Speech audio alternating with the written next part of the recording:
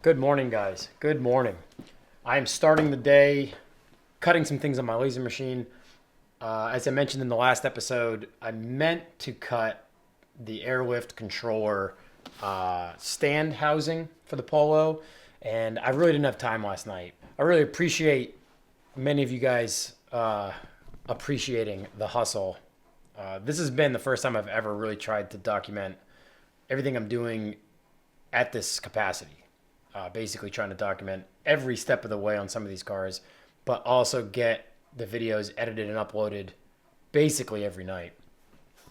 Being single with no kids, living alone, and working from home with the laser business, I figured now's the time to put the time into this.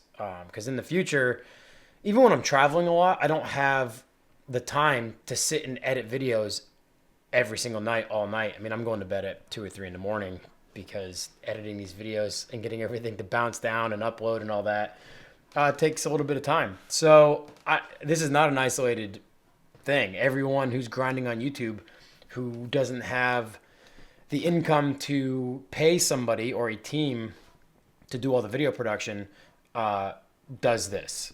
So I'm not, what I'm doing is not isolated. I know that this is what it takes. It requires the grind. I like watching people document different steps of the way on their projects, especially quirky cars.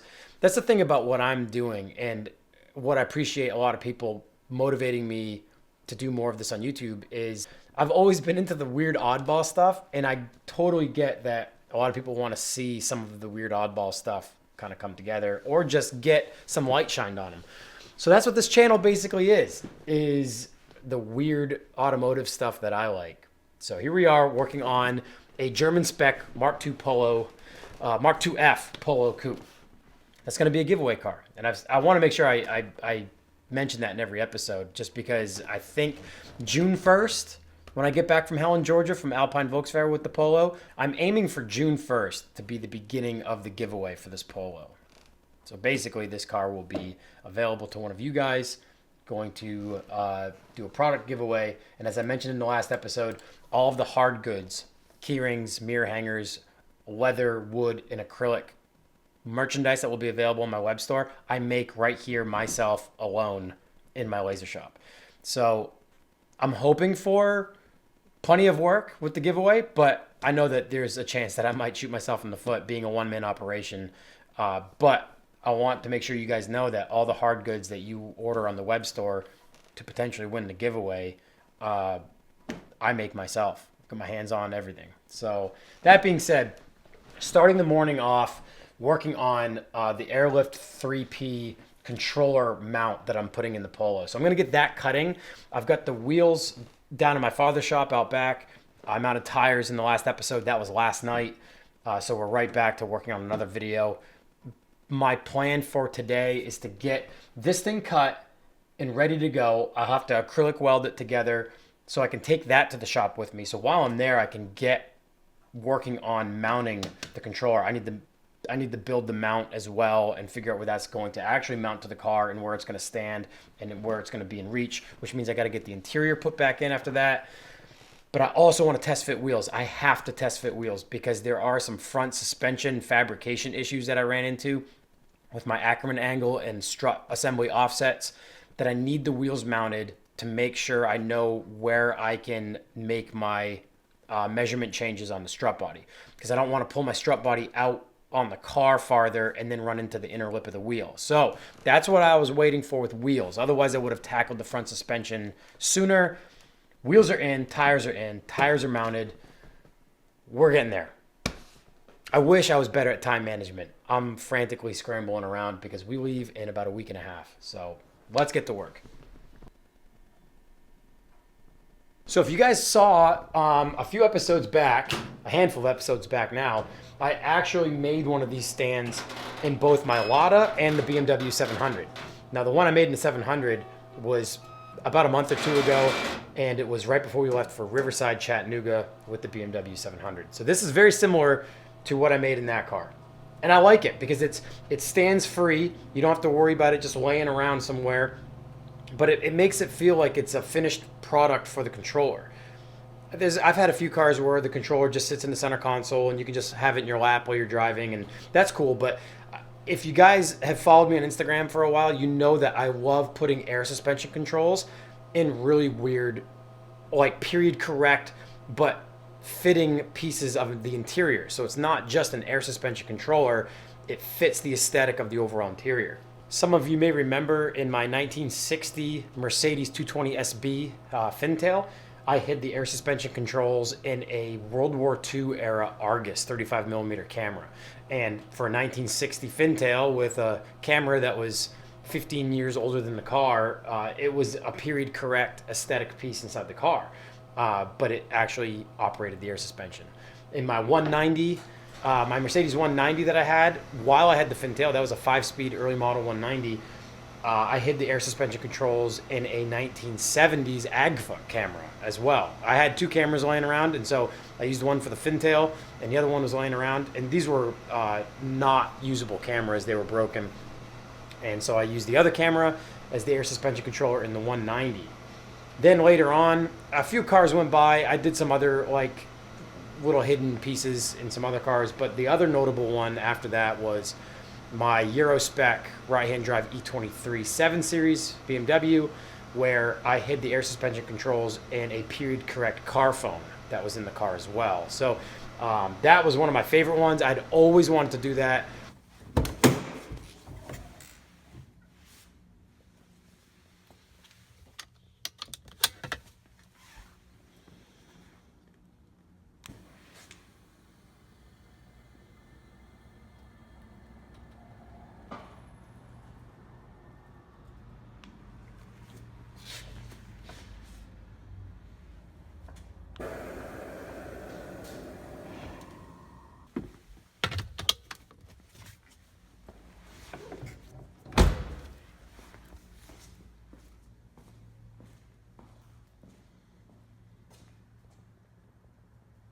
I ultimately went on to the 3H system in that car with the height sensors from Airlift. And my friend Mo Collins from Mobile Electronic Solutions here in Belmont, New Hampshire, was a huge help in that, because we took that whole phone apart and we actually used the factory leader coiled cord off the phone as the sending unit for the signal and power into the phone. So he helped me with all of his little minute electronic tools, or electrician tools, I should say, helped me rewire that whole phone with a lot of components and parts that I didn't have available to me. So it's easy to say that all the cars I've had on air suspension, I've kind of gone out of my way to do something period correct or cool with the air suspension controller. With today's air suspension systems, like the Airlift 3P and 3H system, you've got a digital controller. So it's kind of difficult to hide that inside something. So this new style of like surround holder that I've been making kind of works for this. But as I've mentioned in a few previous episodes, the idea of this controller being in a stand that comes up from the tunnel that sits next to the shifter was inspired by a period correct German Blaupunkt electronic radio equalizer system that was basically an OEM plus system for this car, or any German car for that matter, in the 80s and 90s. And the first car I ever saw that Blaupunkt radio equalizer stand in was my friend Ross's pre-facelift Mark II Polo Coupe, which is basically the same car that I'm putting together now that I also got from Ross, but mine's a facelift version.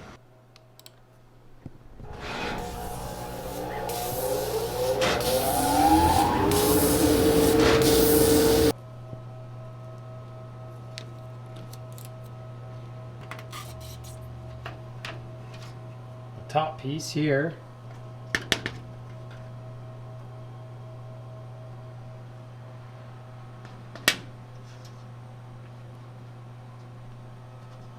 So for those of you who didn't catch the episode where I made a similar 3P controller stand in the BMW 700, this is a quick rundown as to what I've designed and how. So as you can see here, there's a 2-piece acrylic setup. This base piece has 2 holes that allow it to mount to the orbital head that's on the stand in the car. Then these 4 holes are for the back of the actual 3P airlift controller. So that'll lay like this, and then machine screws will come in from the back and mount this to that piece. This big piece is for the actual harness. the actual wired harness that comes out of the back of the controller, and it can escape through that hole and head out the back. So that'll allow that to lay flat. And then what will be acrylic welded is this top piece right over the top. So this will ultimately be one piece that the controller can slide in and out of. But that allows it to basically French mount into that stand.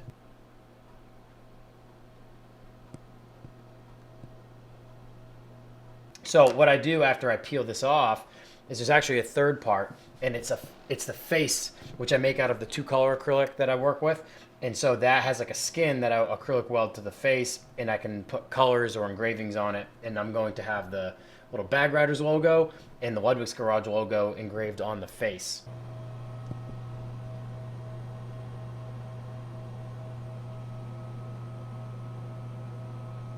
So I got the cover piece done. Just got to go wash this now, and then I'll peel all this stuff off. All right, we're welded together. I use an acrylic welding solvent, and it's as thin as water, and you apply it with a syringe basically, so you can get into like minute areas. But basically what it does is it softens and essentially melts the plastic to where when you butt or press two plastics together with this solvent on them, it basically essentially welds them together. They just kind of like melt into each other. So they're basically one piece of plastic now. So I kept them pressed with some weight on them, because obviously this is the 3 pieces that are all now welded together. And as you can see here, the middle there, the 2 holes in the center are where it's going to mount to the orbital stand. And then these 4 in the corner are for the 4 that on the back of the controller, where those will mount. And then the hole here, right there, is the escape for the harness that plugs into the back of the controller. So that'll be able to escape out the back. And this will drop right in.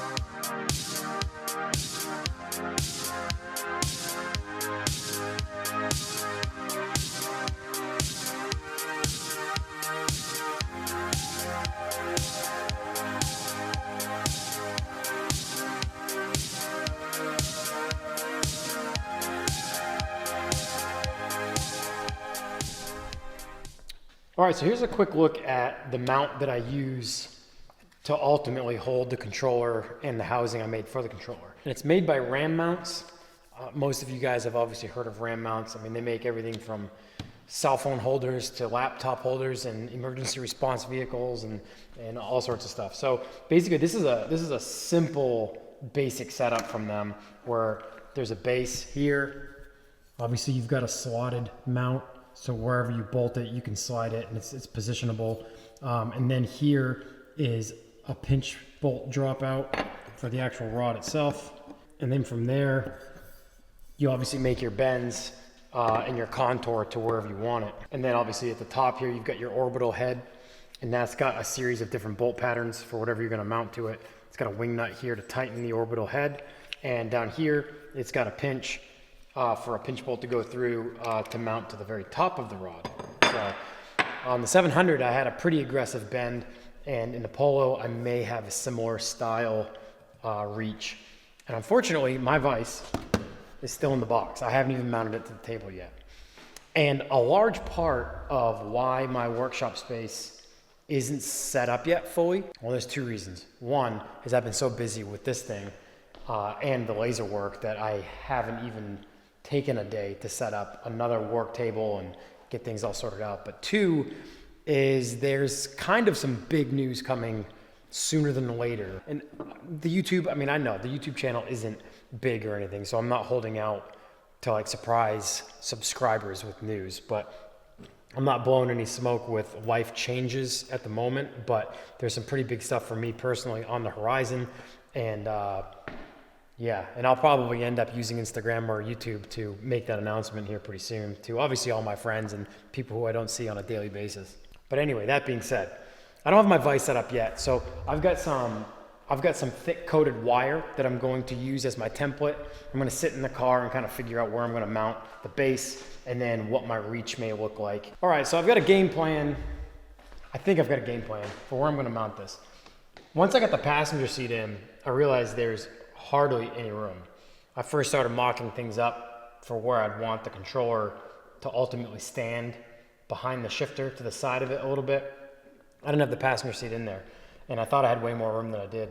And once I realized that I may not, put the passenger seat in, and yeah, there's hardly any room in here between the tunnel where the e-brake handle is and where the seat rails are. But your adjustment for this seat is real close to the tunnel. So I don't have much room to come out from underneath that seat either. So I looked at, since this is an orbital head, I've got it mounted now. Since that's an orbital head, I played with the idea because I want it sitting right about here somewhere. So it's not too far out for leg room for a passenger. And I won't hit it with my knuckles between third and fourth. I'm in third there. I thought about running it underneath and mounting it up underneath the kick panel, but there's literally nothing to mount it to there either. It's all plastic. Everything that the bottom of the dash and center console mounts to are other plastic pieces that are intertwined with the HVAC ductwork. You know, and this is a pretty heavy duty. I mean, even the aluminum rod is pretty heavy duty. So I need to mount it to the body of the car. So I did like the idea of bringing it out so it was suspended the whole way and there was nothing down here. It wouldn't interfere with e-brake handle, shifting, or even the seat adjustment. But what I think I'm gonna do, as you can see, I've got a rod that I've been bending up different shapes and sizes. I think what I am gonna do is I am gonna mount, let me see this drop out, where is it? Right here. So the base that's got a slot in it so you can, you know, mount it and then adjust its reach a little bit. I think I am gonna mount that up underneath the seat because luckily these seats sit up off the floor quite a ways. And that will allow me to make an aggressive bend as soon as it comes up out. So I will end up putting it in the vise and using some dies to make some nice bends, but bend it right up out of the top of that so it can stay underneath the seat and come out kind of like so. So it'll hug the tunnel real tight so this won't be in the way, and I'm going to stay pretty low, real low, and then come straight up basically. So that's the game plan. I'm going to tackle that tomorrow. It's getting late and I want to get this rod bent up, figure out exactly where I'm going to mount to, drill a hole in the floor, put a through bolt through. So I'll do all that tomorrow while my local hardware store is open, just in case, which I'm sure I will have to make runs there. So I'll probably end the video there. Did get quite a bit done. Got the controller, housing, stand, and mount made today. Got it all acrylic welded up. It's ready to go. Got a few ideas as to placement now that I've got the interior back in. Rear seats are in, ready to go. I've got all the management here, so I'm going to start working on the management as well. Get all that mounted down to the leather-wrapped MDF piece, and get right on test fitting wheels. We're getting close. Also, I should say, my friend Steve, who you guys saw in a couple episodes, who took the bumpers and painted them, they turned out to be pretty dark, and Steve wasn't happy with them, so he insisted on taking them and redoing them. So he has my fuel door yet again, and he sent me a few spray outs that he did just a couple days ago, and we're getting closer to the color of the fuel door in the car. So he's hoping to have those done in the next couple days. As I'm coming to you now, it's a Wednesday, so hopefully by Friday or by Saturday, I've got the bumpers. They're not necessary right now, but next week is the last week before we're headed to Georgia. So at some point next week, I need to be sorting out the van and the trailer and making sure those are ready for the haul as well. And I'm hoping next week I get all of the fuel management and ignition components and a bunch of other parts that are coming from Europe. Those are in transit from England right now, and I don't have a tracking number. So I'm really hoping that all that's in by next week. And that's a huge reason why I decided not to drive the car. I'm waiting on Bosch plug wires, distributor cap, I can't even remember what else. There's a ton of small stuff. Outer CV joint boot, because the passenger side axle is ripped, and those boots are smaller than the Mark 1 Rabbit boots. So I've got a boot coming. Rear wheel cylinders. The driver's side rear is weeping pretty bad, and those wheel cylinders are different than Mark 1 Rabbits as well. So as far as I know, they're different part numbers and they don't cross-reference. So waiting on those as well. So I've got quite a bit to do next week. It'll be a photo finish for sure. Tomorrow, I've got to get controller sorted out, rear management sorted out, wheels fitted so I know what to do with Ackerman angle and my tie rod arms. And that is tomorrow. That'll be tomorrow's episode. And hopefully I can diligently document all this stuff too, because we're getting down to that right down to the wire time where I'm going to just start hammering on work and not focusing on taking all the time to film and edit and all that stuff. So, because if I want to edit this tonight, which I may not, it's already almost 10 o'clock. So we'll see. Thank you so much for all the support, guys. Yeah, I'm going to end the video here, and we'll pick back up tomorrow with lots on the burners.